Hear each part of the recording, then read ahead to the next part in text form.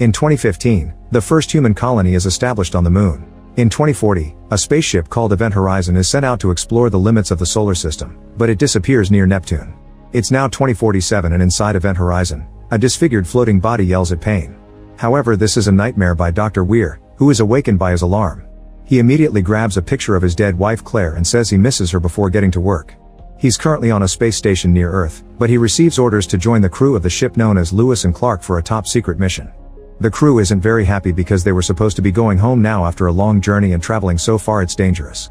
Soon Weir arrives and after all the introductions are done, he gets the feeling that Captain Miller doesn't like him. DJ gives Weir an injection to get him ready for the cryogenic tank. Everyone gets in their corresponding tank and goes to sleep. 56 days later, Weir wakes up when he hears Claire saying his name. He comes out of the tank and notices the others are still asleep. The voice continues to whisper things and Weir follows it, getting startled when a hatch opens behind him. Weir makes it to the control room and is shocked to see Claire on the pilot seat saying it's cold. He turns her around and she suddenly appears behind him at the same time, revealing her eyes are missing. At that moment Weir wakes up in the tank from another nightmare and comes out choking on the water. The crew immediately helps him and DJ reminds him he'll feel disorientated for a little while. Over breakfast, Peters watches videos of her son back on Earth, lamenting she's missing his birthday and Christmas. The ship will be arriving to Neptune in around 2 hours, so Weir finally shares the details of the mission while Miller reminds him nobody is happy to be there. It appears that a radio transmission was picked near Neptune and identified as the missing ship Event Horizon, which the crew has trouble believing. Weir explains the official story behind that ship is a lie. It was actually a secret government project to create a vessel capable of flying faster than light. This was achieved thanks to a device known as the gravity drive invented by Weir. That device could fold space-time to jump across space, which Weir demonstrates with a piece of paper. The mission had been going well, but when they finally activated the drive, the Event Horizon simply disappeared. Then Weir plays the radio transmission they've received, which sounds like lots of screaming and growling. By putting it through filters a human voice can be heard and DJ identifies it as Latin, translating the words to save me. Moments later the ship enters Neptune's turbulent atmosphere and it starts shaking a lot. The pilots work hard to keep control of the vessel and reverse the thrusters to avoid crashing, allowing them to safely reach Event Horizon. The crew is amazed by its huge size as they dock their ship. Stark does a quick scan and learns a few things. The reactor's still hot, there are several small radiation sources but no leaks, the hull's intact yet it doesn't have gravity, and the thermal units are offline so the ship is very cold. The crew could have not survived unless they were in their tanks. She uses a second scan and picks up some life form traces, but she can't pinpoint their location. The readings come from all over the ship, which doesn't make sense. Miller orders Justin and Peters to come with him to search the ship. Weir wants to come too but Miller tells him to stay and guide everyone from the communication station. The team suits up and connects a bridge to the horizon to enter it, using magnet boots to stay on the hatch. They use a tool to force it open and come inside, noticing the place is in a deep freeze and there are ice crystals everywhere. Weir tells them where each corridor goes and the group splits. Miller and Peters discover multiple explosives, so Weir explains they were added to the ship in case it needed to be split in an emergency. Miller reaches the medical bay and finds it empty, but he quickly runs a scan just in case. He screams when someone suddenly touches him, but it's just a floating glove. Peters makes it to the main bridge and finds some blood on the panel, not noticing all the rotting bodies stuck on the wall because of the flickering lights. Weir asks her to get the ship's log, but the CD is stuck in the machine. She pulls to get it out and turns around to find a dead body floating toward her. On the cameras, the rest of the crew notices the body is missing its eyes and its scars look like an animal did it. Meanwhile Justin reaches the engineering decks and must cross a crazy-looking bridge to get to the actual room, which has coolant leaking all over the place. He scans the area as he notices a device spinning in the center, realizing this is the gravity drive. When Justin comes closer, the drive stops and the crew back in the ship loses contact with him, seeing only static. The drive opens with bright lights and reveals a mysterious liquid that Justin touches. He reaches inside it and suddenly the drive brings him in, pulling at the rope attached to his ship. At that moment the drive sends out a massive gravity wave that even reaches the Lewis and Clark, causing severe damage to the whole ship and causing the debris to hurt the crew. Soon the shaking ship catches on fire and DJ does what he can with a small fire extinguisher while telling the others to run. All this doesn't stop Cooper from going aboard to rescue his friend. Justin is expelled out of the drive and Cooper catches him before he can float away. In the meantime Miller is also thrown back by the wave and after a few failed tries, he manages to contact Smith, who explains the Lewis and Clark is terribly damaged and on the verge of exploding. Weir points out the Horizon has air and water, so Miller orders everyone to shut down the ship and come aboard the Horizon for safety. Peters activates the Horizon's gravity and thermal units, causing all the crystallization, the coolant, and even the body to crash on the ground. Moments later the crew is gathered in the Horizon and Weir confirms he's brought most of the primary systems online. However, Stark discovers the antenna is fried, meaning they have no radio or laser. The filters aren't working well either, so even if they use the filters from their broken ship, they'll only have breathable air for 20 hours. DJ is checking the damage to their ship's hull and confirms he could repair it, but it'll take a long time. At the medical bay, Justin's vital signs are stable, but he's still unresponsive. Cooper explains what he saw and we're has trouble believing it because it would mean the gateway was open. Miller believes Cooper and demands to know what's inside the drive. Weir takes the crew to the drive room and explains the rings create an artificial black hole, but it's still perfectly safe. He's sure the gateway can't open by itself, so he complains when Miller orders Stark to seal the room, but Miller reminds him people are already hurt, so obviously it's not safe after all. At the medical bay, Peters is looking through the Horizon's logs when suddenly she hears a weird noise behind her. She grabs a knife and approaches a tent on top of a table, where she's shocked to discover her son with heavily wounded legs. Peters cries before she's startled by DJ, and when she looks back, the table is empty. Afterward, Peters plays the last entry in the Horizon's logs. The crew appeared to be well, but when they turned on the drive, the image became distorted. At that moment the power goes out in the Horizon and DJ discovers it's a power drain. Weir and Miller run to the drive and Weir opens a hatch to check the inner parts. At the medical bay, Justin's body starts shaking and DJ runs to check on him, only to be grabbed by Justin, who says the dark is coming before collapsing. Back to Weir, he starts working inside the drive when suddenly he hears Claire's voice again and the lights start pulsing. As Weir panics, Claire appears in front of him and says forever before disappearing, and the lights start working normally. In the drive room, Miller sees a fire on the liquid around the rings from which a burning body starts arising. Moments later, the crew gathers again and DJ points out the bad air may be causing hallucinations and impairing judgment.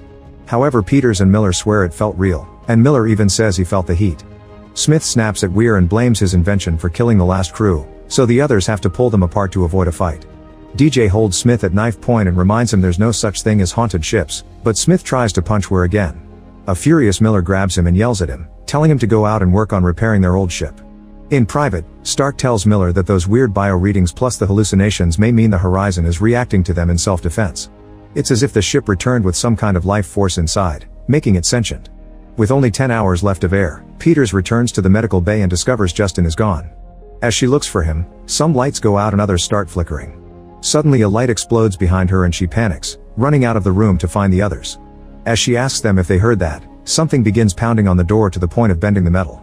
Weir stares at it rather calmly and whispers open the door before trying to do so.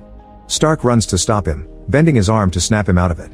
At that moment an alarm goes off and they notice someone is in the airlock. Peters realizes it must be Justin and the group runs to find him, however the door closes behind him. While Stark informs Miller and tries to override the lock, Justin asks Peters if she heard it and explains it shows terrible things, like the dark inside of himself from another place. Justin presses a button to open the other end of the airlock and the resulting alarm makes him snap out of it. It'll take a few seconds for it to open, but now his attitude has gone from not wanting to go back to wanting to be saved.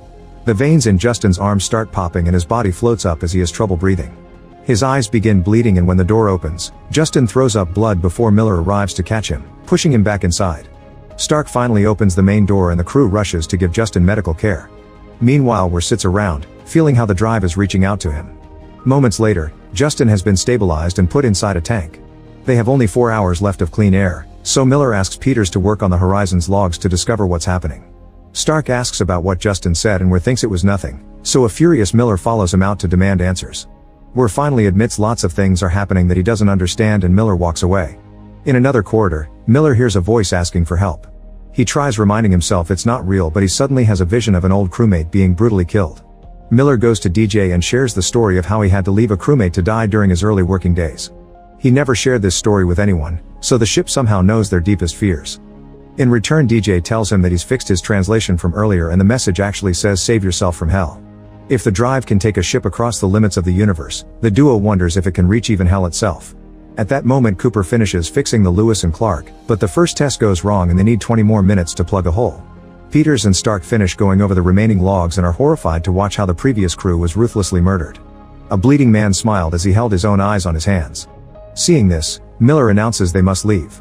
Weir protests, saying the mission isn't over, however Miller reminds him they came to rescue a crew and they're all dead, so it's indeed over. He'll allow them to download all the Horizon's information, but once they're far enough, he'll launch missiles to destroy it. At that moment Stark informs Miller that the bioscan has gone off the scale, meaning the drive is draining power from the rest of the ship. Miller orders everyone to leave the Horizon as fast as possible while Weir comments the ship won't let them do so. He says he's already home before disappearing in the darkness. In the drive room, Parkers and Smith are collecting as many carbon dioxide tanks as they can. Smith quickly leaves, but Peters hears the drive and starts seeing her son again.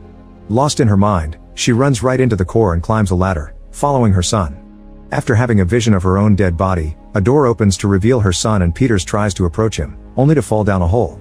Her body falls out of the drive and she dies while looking at her kid. Moments later, Weir enters the room and finds Peters' body.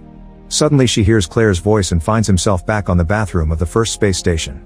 He tries apologizing for being away for work for so long, but Claire gets in the tub and self-deletes like it happened in real life. Then Claire appears in front of him with no eyes and says now they can be together forever before poking his eyes, causing him to scream in pain outside the hallucination too. While Cooper finishes repairing the other ship, Smith notices we're exiting the Horizon and informs Miller, who has discovered one of the Horizon's explosives is missing.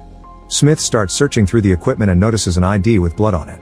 Behind it he finds the explosive and immediately tries turning it off, but it's too late. An explosion happens and Smith dies.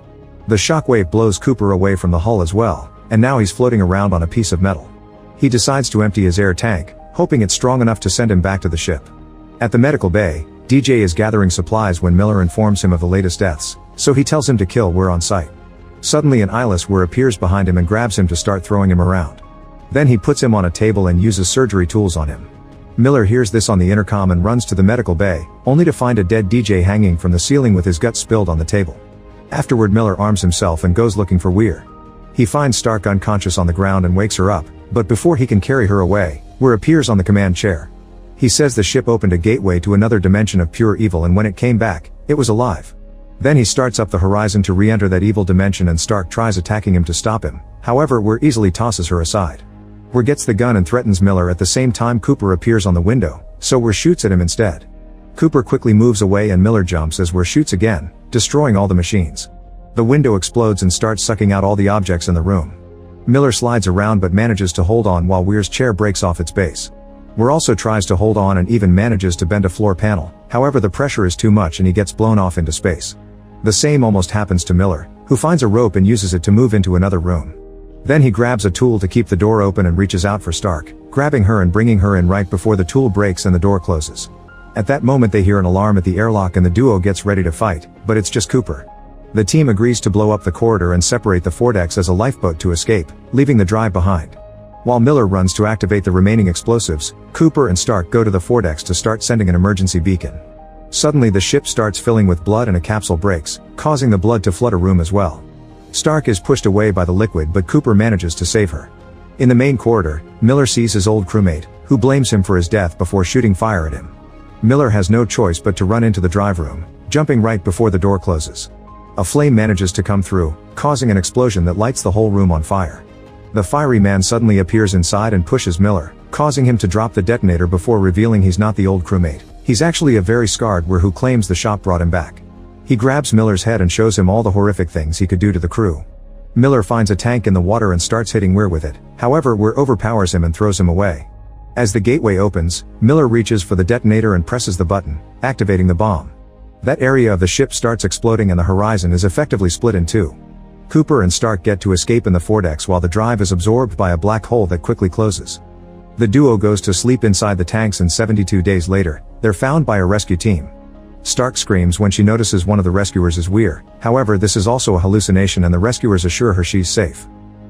Make sure to